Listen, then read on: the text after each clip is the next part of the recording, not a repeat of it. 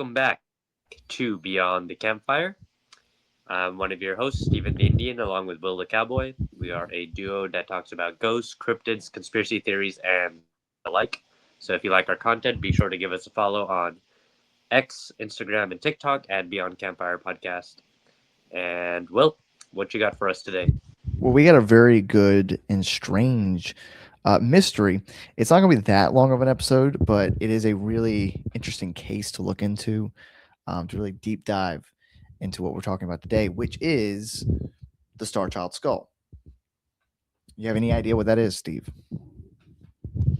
I heard the word skull, which makes me think Memento Mori, which makes me think an episode we did recently, but I have a feeling it has nothing to do with either of those things. No. So, yeah.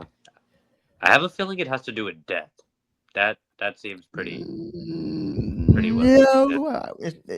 So the reason why Maybe, it talks about maybe. the Starchild Skull is because it's a mystery about a skull that was found, Okay. and it's not a normal looking skull. So Interesting. Okay. yeah, so apparently in the 1930s, so we're going to kind of jump back a little bit in time to the 1930s, where we're going to travel to Chihuahua, Mexico, where about 100 miles southwest, inside an old mine tunnel, was found this strange looking skull. Alongside it was a normal looking human skeleton, which was later identified to be a female. But yeah, the skull is very interesting, very strange. It remained unknown for a very long time um, until it was given to a man by the name of Lloyd Pye, who acquired it in February of 1999 in El Paso, Texas. Now, Lloyd Pye is an author and paranormal researcher who made the claim that the strange skull was that of a hybrid between a human woman and someone out of this world, an extraterrestrial. Oh boy, we're getting into Nephilim territory. A little bit, yeah. So to kind of describe this skull, obviously you guys can. We used to put up pictures, but we kind of stopped doing that. But it is a child-sized skull with an unusually large, rounded cranial vault that is flattened and pinched at the back. The face is small and underdeveloped compared with the brain case, with a reduced jaw and human-like teeth. The skull shows marked asymmetry, atypical suture patterns, and areas where the cranial bone is very thin and unusually textured. Overall, it looks like a distorted juvenile human skull with an oversized, oddly shaped head. So imagine like Stewie Griffin, right? How he's got the football head, except for Yeah, more. yeah. Right. It's not as long as that, but it's pretty odd shaped. Um, Sure, right. there was a dentist who was able to determine that the age of the skull is between 4.5 years old to 5 years old. That's how old the child was. Um, again, like I said, the volume of the interior of the child's skull was 1,600 cubic centimeters, which is about 200 cubic centimeters bigger than the average adult's brain. Kind of put in perspective. The orbits, your eye sockets, are oval and shallow, with the optic nerve canal situated closer to the bottom of the orbit than to the back. There are no frontal sinuses. I bet he would be having a great time right now, with pollen and stuff. He wouldn't be having a sinus infection. The back of the skull, like I said, is flattened. It consists of calcium hydroxyapatite, the normal material of mammalian bone. So there's some strangeness in the shape of it, the way it looks, but as for the structure and stuff, it kind of seems like one of our skulls. Any thoughts, comments? Yeah, I'm looking at a picture of it right now, and yeah, this thing just looks weird. Like Yeah. it has a humanness to it, but like right in the center, I could see why they call it Star Child. Yeah, it looks like an exploding star is coming out of this human's face. But Well, yeah, the reason why they call it Star Child is because of the mom and having sex with an alien. sure, yeah, presumably, right? Like, yeah, That's gonna be potential. there's Yeah, probably a porno out there of that. sure, yeah, yeah. No, I hear you. So, Um. Anyways, So yeah, so Lloyd said because of this oddness to the skull, it has to be an alien. That's what he said. But Oh boy. neurologist, huh? I was just saying, oh boy, the aliens. Yeah, he's like he's got to be an alien banging some Earth women. Just a typical Tuesday for ET. So the neurologist named Stephen Novella of Yale University Medical School, he noticed the skull. He took a look at it, and he said that the cranium exhibits all the characteristics of a child who has died as a result of congenital hydrocephalus. Okay, that is a deformation of the skull. Hydro. Huh? I'm just messing with you. Oh, it's I a like deformation where hydro. basically there's the fluid in the brain Right. that when a child is developing, their head's developing, there's a buildup of that. And because of that buildup, it causes the skull to expand into form expanded. That's at least his take. He's like, there's no way that this was some alien. You're crazy, Lloyd. You're being stupid. The kid just had a birth defect. What I shouldn't say birth defect because it's not a defect. Because you're not born this way. Like I said, it's like when you're growing and developing into a human, not a growing up, not you're already developed, you're born. But when you're growing up, there's this buildup of fluid and it just, because like, how babies have soft spots. So it's just that buildup to where it just Yeah. made the skull kind of deformed. Mm-hmm. In 1999, BOLD, or the Bureau of Legal Dentistry, they did some DNA testing on it in a forensic DNA lab in Vancouver. And they found that the star child, based off this, had X and Y chromosomes in two samples that were taken from the skull, which Novella, Stephen Novella, took this and said, this is conclusive evidence that the child was born from a male human and a female human. And that basically that both parents, because that he had the XY chromosome, he had to be a human. Like both parents had to be humans. Trying to explain it with science. Any further questions before I continue? Yeah, no, not really. Seems I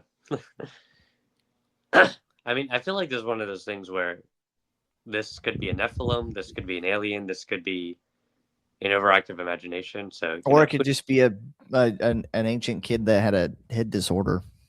right, yeah. So,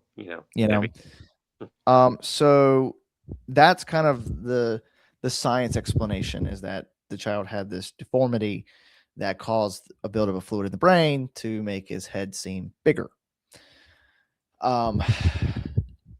So there's further DNA testing in 2003 at Trace Genetics. They specialize in extracting DNA from ancient samples. And this is where it's going to get a little bit more mystery. So they isolated the mitochondrial DNA from the skull. They found out that the child belongs to haplogroup C. Okay.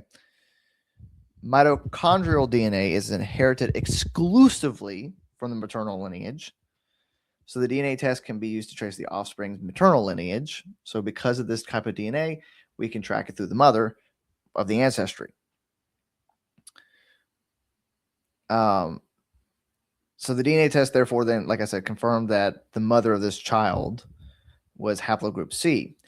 However, you remember there's that other skeleton found with the boy, right? That female was found to have belonged to haplogroup A. So here's the further mystery.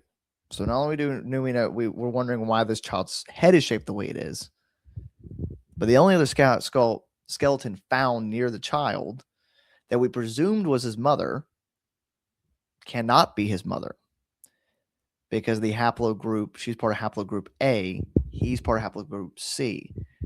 Because of the DNA being passed on from mother, she should be haplogroup C. But because she's not, she is not his mother. So who is this woman? Oh, I see. Interesting. Who is the woman that the child is buried with? Now, of course, both haplogroup haplotypes are characteristics of Native Americans. So again, we know this is in Mexico. Um, but the different haplogroups for each skull indicates that the adult female is not the child's mother. Like it's not his mama, right? Um, so we're just going to kind of wrap up because, like I said, this is going to be a really short sort of episode, unfortunately. Just because, I mean, we'll probably ramble for a little bit after about our theories of who this could be, what this could be. But I will end this with what Benjamin Radford stated about. He made comments about the Star Child. Is that anything not immediately explainable or obvious is interpreted as a baffling mystery, often with paranormal connotations. Science fiction speculation is fun, but should not eclipse the real science and significance of these stories. So there you go, the Star Child. There we go, the Starchild. So, uh, I probably have the boringer opinion, so I might give my opinion first. Um, Yeah. Well, I guess to just kind of quickly recap, there's a skull, it's odd shaped. The two theories we got going that a lot of people are having is it's Lloyd Pye who's trying to say it's an alien. sure, That yeah, this weird skull is that of ET getting freaky on a Friday night with your mom. And, you know, that's why he got on a spaceship so fast. That's why he wanted to phone home because he wanted to get out of Dodge. Didn't want to pay that child support. But right, you so yeah, you got is this an alien hybrid, half human, half alien child, or is this just a kid who had a deformity? You know, we don't know. So what is your thoughts, your theories,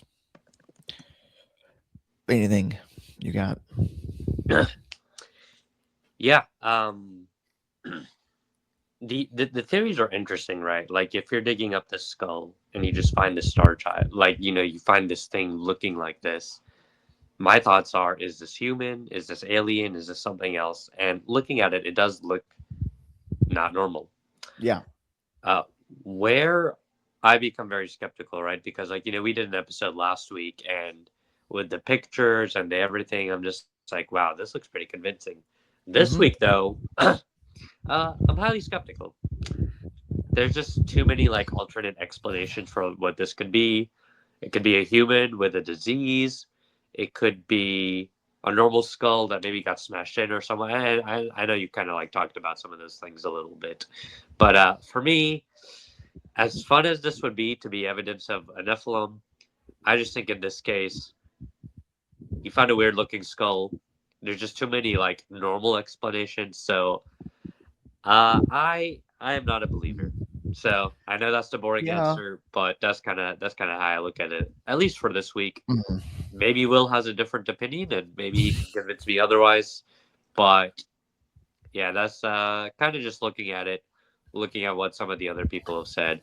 I'm just like, Yeah. yeah, I, I have the boring version. So Well, what I'll say is this. So I'll just not to like tear apart Steven's theories. There's no way that this skull was crushed in like you're talking, like it got pancaked, because of sure, the way the bones are fused. So when your brain, at least from my understanding, I did not research how a brain develops for this. I didn't think to research it, and I didn't go to medical school. But from what I understand is as the brain develops, because your brain was smaller when you're a child compared to now. And so, like, as you grow, your skull forms new plates, and those plates are then like fused, you know. So, when you look at the skull, like I said, with the fusions, we can tell that this skull was formed naturally. Well, I shouldn't say naturally. What I mean by that is it's not like you said, someone kind of crushed the skull. It was like whatever child was born, it's either they were born where they had the deformity to where their fluid didn't drain like it should and they got a big head, or their dad happened to be ET. So that's where I mean, I don't know. I think there's not, I mean, there's a lot of DNA testing to where they're trying to say based off DNA, we can kind of tell that it had an XY chromosome.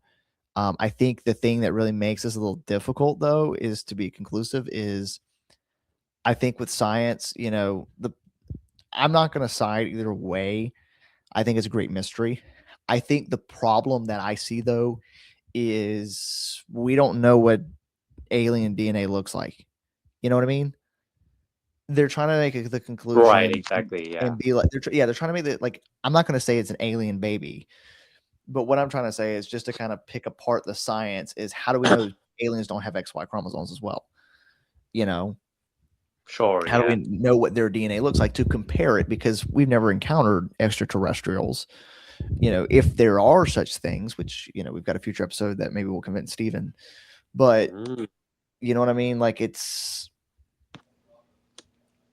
and that's where like science can try the best to explain it, but I think it would still remain a mystery because, you know, what if we one day do capture an alien, you know, and we test his DNA and it finds out that, okay, it does have XY chromosomes. Well, then the whole idea of the star child being human because of XY chromosomes is thrown out the window. right, yeah. Because So I think both theories are very plausible right now, at least. At least I can see where science is coming in and saying, hey, based off evidence and DNA, it's this way. There's no way to say it's alien, but because we don't really know much about the alien side of things, you know what I'm getting at. yeah, yeah, no, I Yeah, definitely and you're so that's my theory. Is I think we cannot, as much as, you know, you like Steven over here wants to jump into one group because DNA is saying and science is saying this, but we only have one sided on science, which is what human science is. We don't have alien science. Um, mhm. you know, so I don't know. It's a mystery. I think the bigger mystery is who's the woman buried with the star child, because it's not his mama.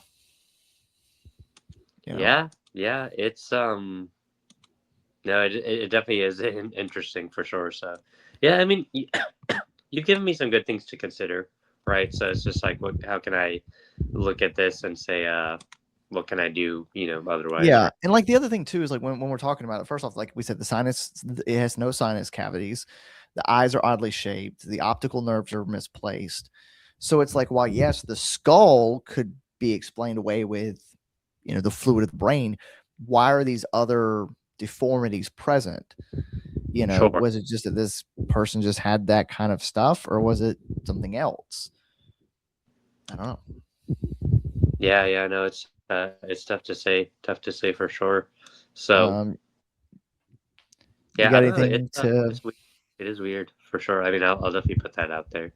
Yeah, you got anything else to add or? No, yeah. That's all I got. So Yeah, sorry guys, it was kind of a shorter. Like I when I was doing the research for these to figure out these episodes, I thought this one would be a little bit longer, but it's pretty straightforward. Got a strange skull found in Mexico. Science says it's not an alien. Conspiracy theories say it's an alien. But I no, don't know. yeah. Yeah, I mean this might end up being record for shortest episode, which hey, No, we have I mean, shorter. I think there's a shorter one.